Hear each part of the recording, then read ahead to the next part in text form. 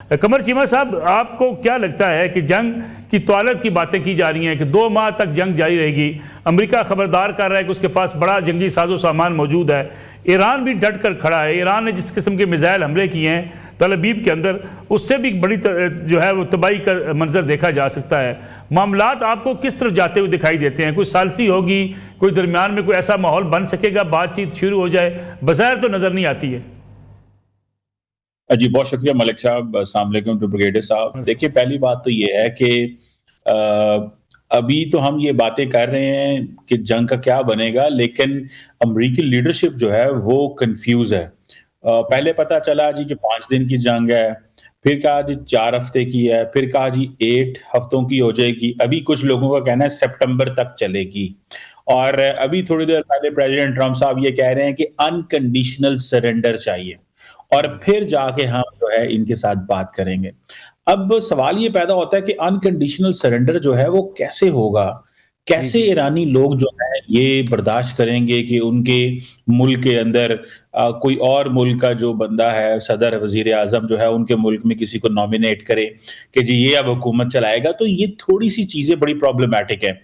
रही बात जंग की कि हो क्या रहा है, जो सुनने में आ रहा है वो ये है कि कोई $50 अरब जो है वो जी जी। डिफेंस डिपार्टमेंट मज़ीद ले रहा है इस चक्कर में कि जी ईरान का मुकाबला करना है। जो इंटरसेप्ट करने वाला जो इक्विपमेंट है वो कम पड़ रहा है। मज़े की बात ये भी है कि ये तो कहा जा रहा है कि ईरान के ड्रोन सस्ते हैं, हमारे इंटरसेप्टर्स महँगे हैं।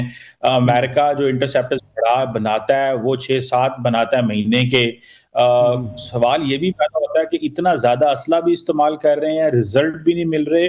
और अभी सीएनएन की जो रिपोर्टिंग फ्रॉम ईरान के अंदर से हो रही है, वो कह रहे हैं जी लाइफ़ बड़ी नॉर्मल है यहाँ पे, कोई हम्म। सप्लाई चेन का मसला नहीं है, तेल भी है, गाड़ियाँ भी हैं, लोगों का खाना, पानी, हर चीज़ यहाँ पे ईरान के शहरों में मिल रहा है।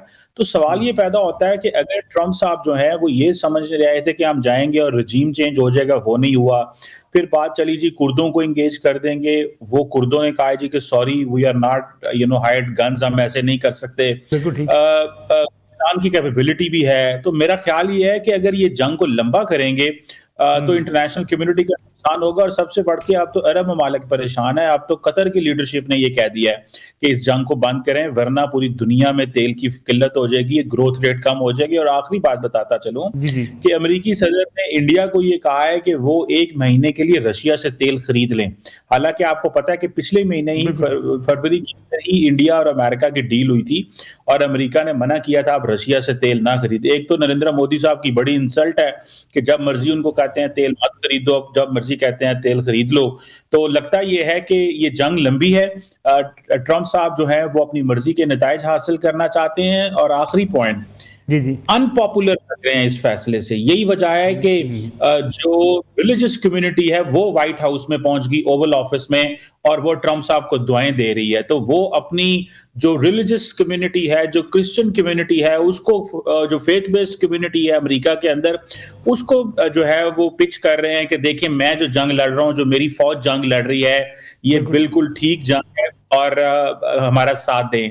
तो लगता है अनपॉपुलैरिटी बढ़ रही है जिसकी वजह से बिल्कुल ठीक। इस तरह के हर इस्तेमाल किए जा रहे बिल्कुल हैं। ठीक है। बिल्कुल हारिस नवाज साहब, चीन का सालसी के लिए जो नुमाइंदा खसूसी भेजने का जो ऐलान हुआ है, इससे कोई पेशरफ्त हो सकती है? क्या चीन सालसी का किरदार अदा कर सकेगा और क्या पाकिस्तान भी ये किरदार अदा कर सकता है?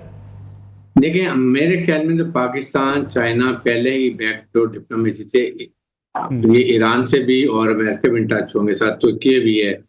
ये ममालिक जरूर करें बिकॉज देर खार ये नहीं, और इनको इस रीजन में बड़ा फर्क भी पड़ता है। दैट इज द रीजन कि ये जरूर कोशिश कर रहे होंगे। लेकिन उसके साथ साथ बात यह है कि अमेरिकन ने एक मिस कैलकुलेशन की है और इनको ट्रैप जो किया है वो नेतन्याहू ने की है, गलत रिपोर्टिंग करके ईरान न्यूक्लियर बम बना लेगा, 10 दिन में बना लेगा, 15 दिन में बना लेगा, अटैक कर दो। जबकि बात यह है कि अमेरिकन सेनेट ने भी ये बात की है कि आप बताएं आपको क्या थ्रेट। हमें ये थ्रेट है, अमेरिका को थ्रेट है। अमेरिका को थ्रेट कैसे है? नंबर 2, आपने जून में कहा कि हमने अमेरिका ईरान की तमाम न्यूक्लियर साइट हमने न्यूट्रलाइज कर दी। They have no capability. आप 6 महीने के बाद कह रहे हैं जी वो ईरान के पास न्यूक्लियर कैपेबिलिटी है।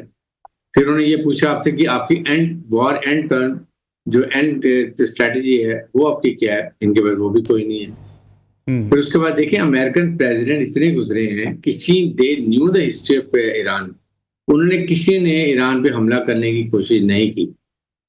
ये प्रेसिडेंट अमेरिका में ही लेस विजनरी लीडर नहीं है, फिर ये बिजनेसमैन है, बात जल्दी किसी के कच्चे कान है जिसके मर्जी समझ जाते हैं, उसने इनको ब्लैकमेल किया है।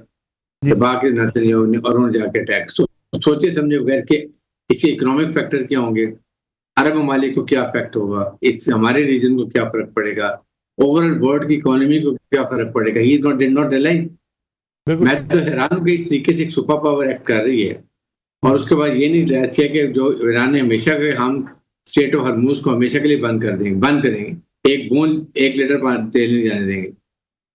अब ये उन्होंने ठीक है जहाज से डुबो दिए, बट देन दे हैव आपके पास अनमैन्ड, उनके पास फास्ट मूविंग बोट्स हैं, मिसाइल बोट्स, उनके पास एक और मिसाइल कंपनी है पूरी बोट्स की, फास्ट छोटे बोट्स की, जो कि जाके किसी भी शिप को तबाह कर सकती है। जितना मर्जी अमेरिकन में कहें हम प्रोटेक्शन देंगे करेंगे, और नोबडी इन द वर्ल्ड जिनकी शिप कंपनी के ओनर वो they don't take any risk.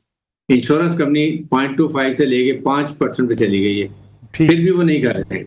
अब आप मुझे बताइए कि आज से 2-3 हफ्ते के बाद जब ये ऑयल की शॉर्टेज होगी, गैस की कितर की वजह से होगी, तो ये कितने क्राइसिस होंगे। इवन रशिया ने कहा कि मैं भी गैस निकालनी बंद करूं, तो वो उससे ओवरऑल यूरोप को फर्क पड़ेगा, यूरोप में क्राइसिस हो जाएंगे।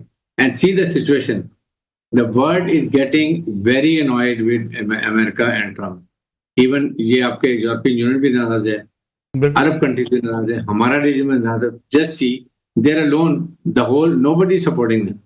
इसलिए इस वक्त Iran is in the high moral ground, और ईरान के पास इतने मिसाइल उन्होंने बनाए, उनको पता था कि एक दिन आना है उनके साथ, उन्होंने पूरी तैयारी की हुई थी मिसाइल की और ड्रोन्स की, और सस्ते ड्रोन्स वर्सेस पैट्रियट जो उनका इंटरसेप्टर है $1 बिलियन का एक है, एक ड्रोन के ऊपर 2-3 फायर करते हैं, मतलब $3 मिलियन का खर्च होता है एक इनके ड्रोन के ऊपर।